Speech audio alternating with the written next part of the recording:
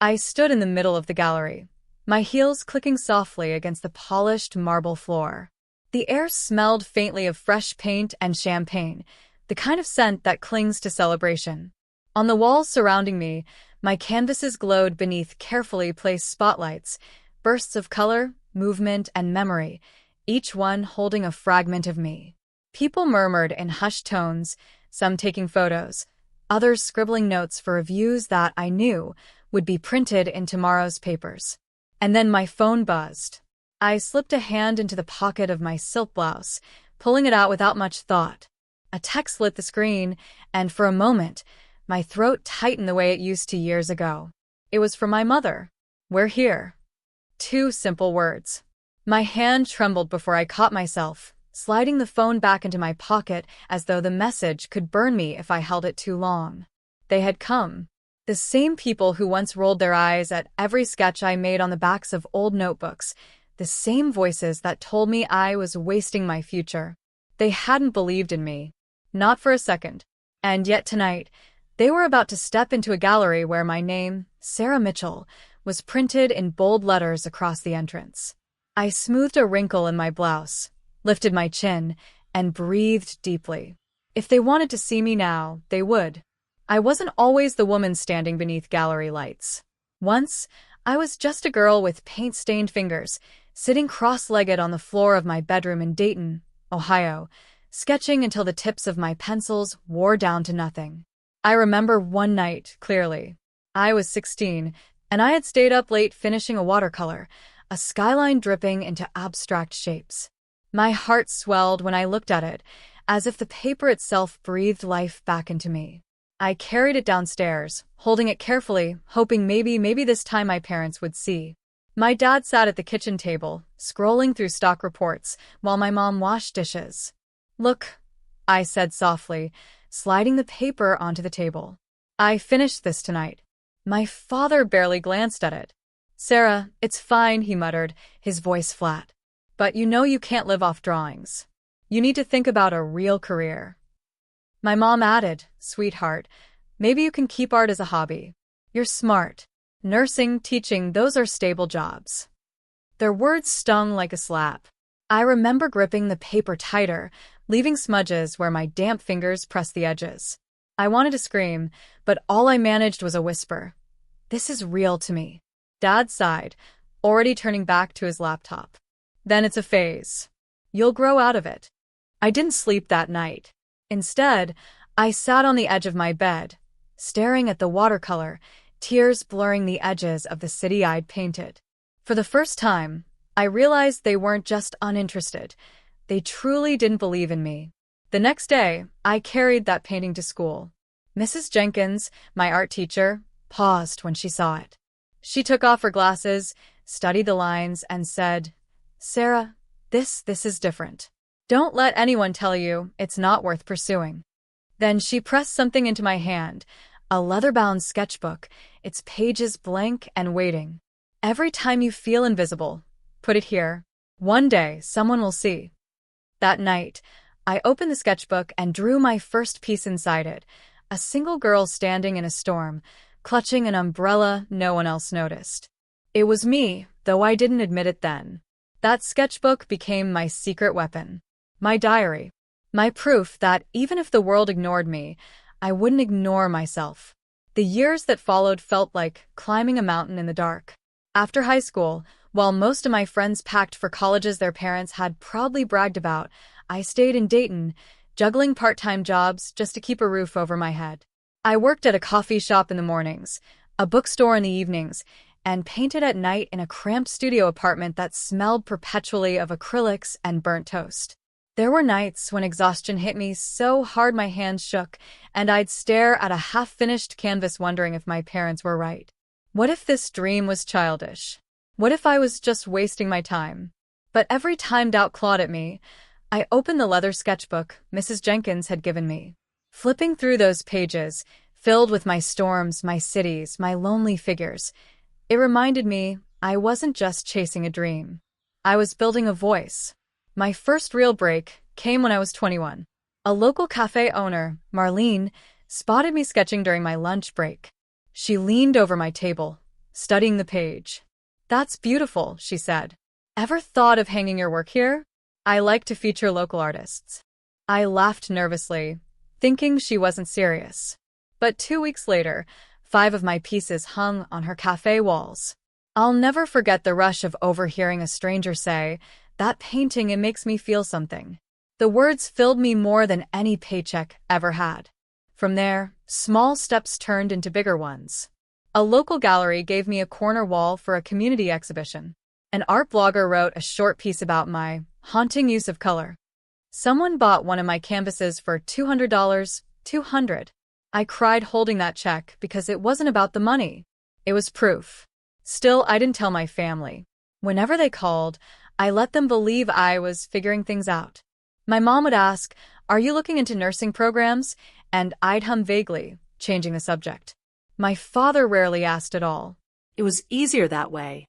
But behind the silence, I worked harder than I ever thought possible. I studied other artists online, learned about color theory and framing, saved every penny to buy better brushes and canvases. I even cold emailed gallery owners in New York, knowing most would ignore me, but one didn't. Her name was Veronica Hayes, a gallery curator with sharp eyes and a warm smile. She saw my portfolio and said, "Sarah, you have something raw here. It's not polished yet, but it's real. Let me help you." Veronica became more than a mentor. She became a lifeline. She taught me how to present my work, how to speak about it with confidence, how to price it without apologizing. And she pushed me when I wanted to shrink. "The world won't take you seriously unless you demand it," she'd say. There were failures, plenty of them.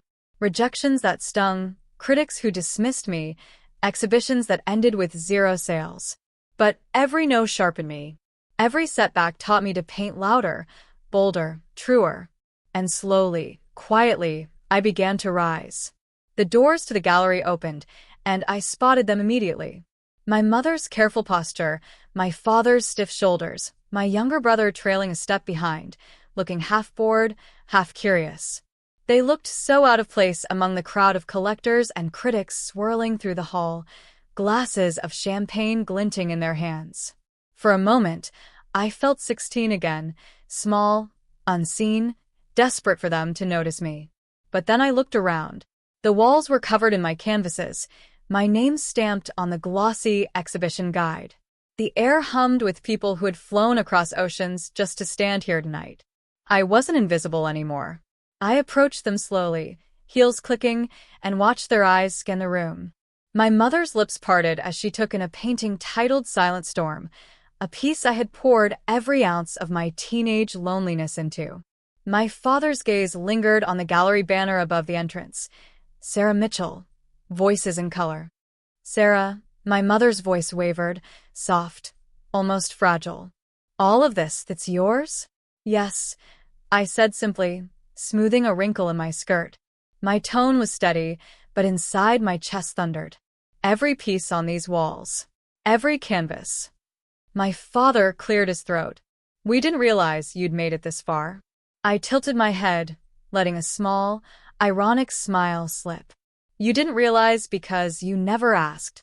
The silence between us grew heavier, broken only by the distant sound of cameras clicking. I let them take it in. The grandeur, the whispers of people praising my work, the fact that the daughter they once dismissed was being celebrated as an artist worth collecting. A man in a tailored suit passed by, pausing to shake my hand. "Sarah, your use of light is breathtaking. I'd like to discuss a commission with you later." He nodded politely at my parents before disappearing into the crowd. I turned back to them, watching the disbelief flicker across their faces. My brother, usually quick with sarcasm, was uncharacteristically quiet. His eyes darted from painting to painting, as if realizing for the first time that his sister's art wasn't a phase, but something bigger than any of them had imagined. Finally, my mother whispered, "Why didn't you tell us?" I held her gaze, my throat tightening. "Because when I tried, you told me it was a waste of time. You wanted me to be safe, stable, predictable. But I couldn't shrink myself to fit the version of me you approved of." My father shifted, his jaw tightening. "We just didn't want you to struggle." I stepped closer, lowering my voice, so only they could hear. I did struggle. You just weren't there to see it. I worked nights. I starved some weeks to buy paint. I faced rejection after rejection. And still, I kept going. Not because you believed in me, because I had to believe in myself. My mother's eyes glistened. My father looked away, ashamed. I straightened, letting the silence stretch before adding. And now, my work is in galleries not just here but in London, Paris, Tokyo. The same art you told me wasn't a real future people around the world are paying to see. Their stunned faces told me everything. Guilt. Regret. A dawning pride they couldn't quite express. For once, I wasn't begging them to notice me. They were the ones struggling for words. And God, it felt powerful. For a long moment, none of us spoke. The noise of the gallery swirled around us. Clinking glasses, murmured conversations, the faint echo of a piano somewhere in the background. But in that circle of silence, it was just me and them, standing in the wreckage of everything they once said and everything I had built without them. My father finally broke it. Sarah, I misjudged. We misjudged. I didn't think art could. He stopped, searching for words he'd never needed before. Could carry you this far. I let him finish, but I didn't rush to soothe him. That was the old me, always trying to smooth the edges of their disappointment. Not anymore. You didn't just misjudge, I said calmly. You dismissed me. You made me believe that what I loved most about myself wasn't worth anything. Do you know what that does to a young girl? To be told her passion is worthless. My mother's eyes filled, and she reached for my hand, but I stepped back. I'm not that girl anymore, I added softly but firmly. And if you want to be in my life now, things will have to change. Their faces tightened, wary. I took a breath and laid it out. First, respect. No more mocking, no more eye rolls, no more silence when I share something that matters to me. If I invite you into my world, you show up with respect. Second, honesty. If you have doubts, speak them, but don't disguise them as love. Love doesn't belittle. I turned my gaze to my brother, who shifted uncomfortably. And you? Stop coasting. You're smarter than you let on, but you hide behind sarcasm. Chase something that scares you because that's where life actually begins. He looked down, muttering, "Okay."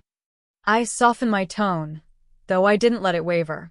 And lastly, support. Not financial, not even professional. Emotional. Show up at my shows, even if you don't understand the art. Ask me about my work without changing the subject. Be the family you weren't when I needed you most. My mother's tears slipped down her cheeks. We can try, Sarah. I want to try. I nodded.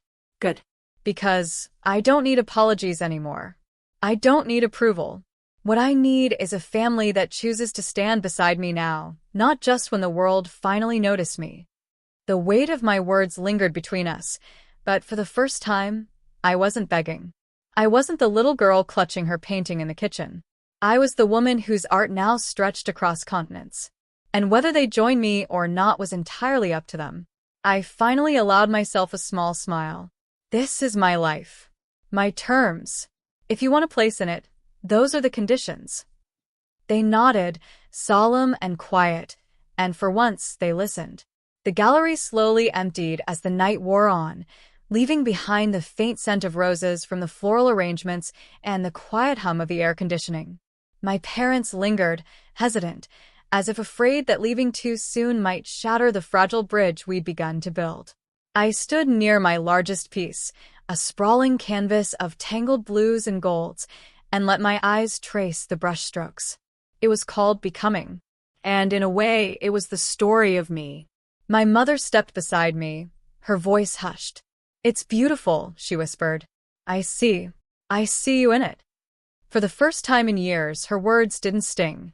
They settled gently, like a balm on an old wound. I didn't need her to understand every layer of paint, but the fact that she was trying now, it mattered.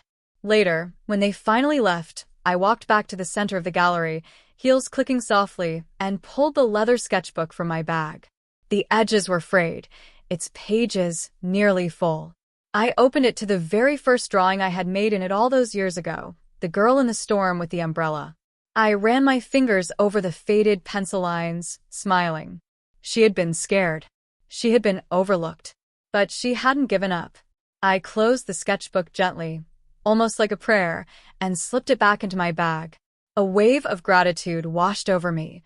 For Mrs. Jenkins, for Veronica, for every sleepless night, every rejection that hardened me, every brushstroke that carried me here.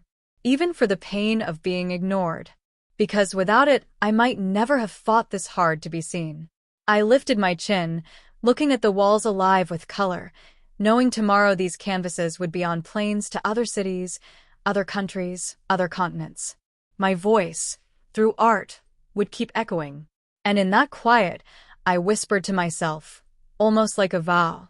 They ignored my art once. But now, it hangs in galleries across the world, and no one can look away.